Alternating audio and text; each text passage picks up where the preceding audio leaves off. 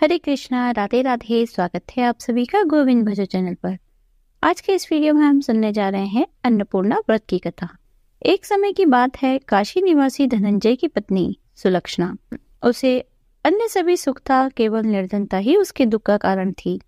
यह दुख उसे हर समय सताता था। एक दिन सुलक्षणा अपने पति से बोली, स्वामी आप कुछ उद्यम करो तो काम चले, इस प्रकार कब तक काम चलेगा। सुलक्षणा की बात धनंजय के मन में बैठ गई और वह उसी दिन विश्वनाथ शंकर जी को प्रसन्न करने के लिए बैठ गया और कहने लगा, हे देवादिदेव विश्वेश्वर, मुझे पूजा पाठ कुछ नहीं आता, केवल तुम्हारे भरोसे बैठा हूँ। इतनी विनती करके 2-3 दिन तक भूखा प्यासा बैठा रहा। यह देखकर भगवान शंकर ने उसके कान में अन्नपूर्णा अन्नपूर्णा अन्नपूर्णा इस प्रकार 3 बार कहा। वह सोचने लगा, यह कौन है, क्या कह गया। इस सोच में धनंजय पड़ गया। फिर मंदिर से आते हुए ब्राह्मणों को देखकर पूछने लगा, पंडित जी अन्नपूर्णा कौन है।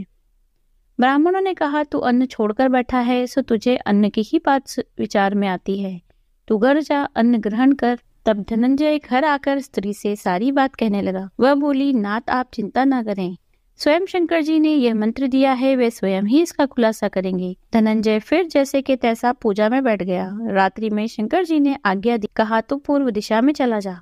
वह अन्नपूर्णा का नाम जपता जाता, रास्ते में फल खाता जाता, झरनों का पानी पीता जाता। इस प्रकार कितने दिनों तक चलता गया। वहां उसे चांदी सी चमकती वन की शोभा देखने को मिली। सुंदर सरोवर देखने में आया। उसके किनारे कितनी ही अप्सराएं झुंड बनाए बैठी थी। एक कथा कहती थी और जय मां अन्नपूर्णा इस प्रकार बार बार कहती जाती। ये अगहन मास की उजियारी रात्रि थी। आज से ही व्रत का आरंभ था। जिस शब्द की खोज करने वह आया था, उसे वह वहां सुनने मिला। धनंजय ने उनके पास जाकर पूछा, हे देवियों आप क्या करती हो। सब ने कहा, हम अन्नपूर्णा माता का व्रत करती हैं। व्रत करने से क्या होता है, ये किसने पहली बार किया था, इसे कैसे किया जाता है, इसकी क्या विधि है, मुझसे भी कहो। वो कहने लगी, इस व्रत को सब कोई कर सकते हैं। 21 दिन के लिए 21 गांठ का सूत का धागा लें। 21 दिन न बने तो 1 दिन उपवास करें। यह भी न बने तो केवल कथा सुनकर प्रसाद ले। निराहार रहकर कथा कहे या सुने। सुनने वाला कोई ना मिले तो पीपल के पत्तों को रखकर सुपारी या ग्वारपाठा के वृक्ष को सामने कर, दीपक को साक्षी कर, सूर्य, गाय, तुलसी या महादेव को बिना कथा सुनाए मुख में दाना नहीं डालना चाहिए। यदि भूल से दाना मुंह में पड़ भी जाए तो 1 दिन फिर उपवास करें। धनंजय बोला, इस व्रत के करने से क्या होगा। वे कहने लगी, इसके करने से अंधों को नेत्र मिलते हैं, लूलों को हाथ मिलते हैं, निर्धन के घर धन आता है, बांझ को संतान मिलती है, मूर्ख को विद्या आती है। जो कामना से ये व्रत करते हैं, माँ उनकी इच्छा वो पूरी करती है। वह कहने लगा, बहन मेरे पास भी धन नहीं है, विद्या नहीं है, कुछ भी तो नहीं है, मैं दुखिया और दरिद्र ब्राह्मण हूँ, मुझे भी इस व्रत का सूत दोगी।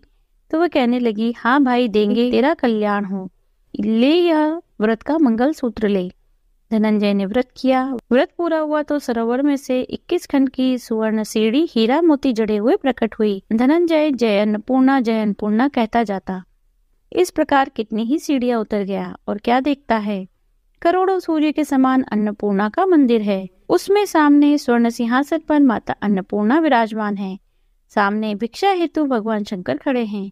दिव्यांगनाएं चंवर डुलाती हैं, कितने ही हथियार बांधे पहरा देती हैं। धनंजय दौड़कर जगदम्बा के चरणों में गिर गया।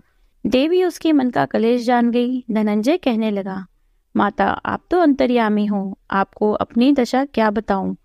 माता बोली, तूने मेरा व्रत किया है, जा संसार तेरा सत्कार करेगा। माता ने धनंजय के जिह्वा पर बीज मंत्र लिख दिया। अब तो उसके रोम रोम में विद्या प्रकट हो गई। इतने में क्या देखता है, काशी विश्वनाथ के मंदिर में खड़ा है। माँ का वरदान ले धनंजय घर आया। सुलक्षणा से सब बात कही। माता जी की कृपा से उसके घर में संपत्ति उमड़ने लगी। छोटा सा घर बहुत बड़ा गिना जाने लगा।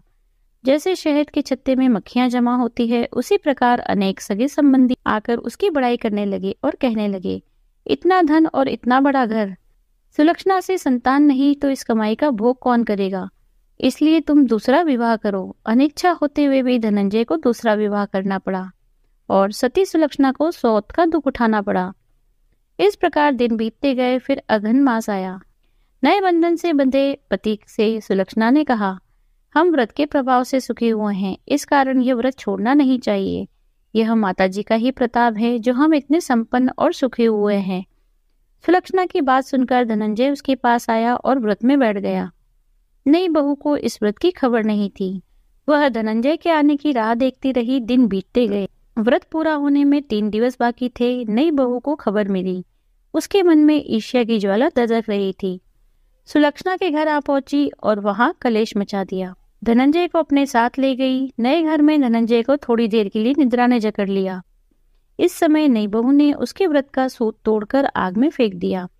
अब तो माताजी का कोप जाग गया। घर में अकस्मात आग लग गई। सब कुछ जलकर राख हो गया। सुलक्षणा जान गई और पति को फिर अपने घर ले आई। नई बहू रूठकर पिता के घर जा बैठी। सुलक्षणा बोली, नाथ आप घबराना नहीं, माताजी की कृपा है। पुत्र को पुत्र हो जाता है पर माता को माता नहीं होती। अब आप श्रद्धा और भक्ति से आराधना शुरू करो, वे जरूर हमारा कल्याण करेगी। धनंजय फिर माता की आराधना करने लगा। फिर वही सरोवर सीढ़ी प्रकट हुई। उसमें माँ अन्नपूर्णा कहकर उतर गया। जाकर माँ जी के चरणों में रुदन करने लगा। माता प्रसन्न हुई और बोली, यह मेरी मूर्ति ले जा, इसकी पूजा करना तो फिर से सुखी हो जाएगा। तुझे मेरा आशीर्वाद है। तेरी स्त्री सुलक्षणा ने श्रद्धा से मेरा व्रत किया है, उसे मैंने पुत्र दिया। धनंजय ने आंखें खोली तो खुद को काशी विश्वनाथ के मंदिर में खड़ा पाया। वहां से उसी प्रकार घर को गया।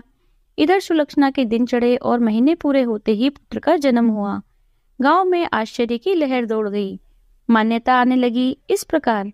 उसी गांव के निसंतान सेठ के पुत्र होने पर उसने माता अन्नपूर्णा का मंदिर बनवा दिया। उसमें माताजी धूमधाम से पधारी, यज्ञ किया और धनंजय को मंदिर के आचार्य का पद दे दिया। जीविका के लिए मंदिर की दक्षिणा और रहने के लिए बड़ा भवन बनवा दिया। धनंजय स्त्री पुत्र सहित वहां रहने लगा। माताजी के चढ़ावे में भरपूर आमदनी होने लगी। उधर नई बहू के पिता के घर डाका पड़ा।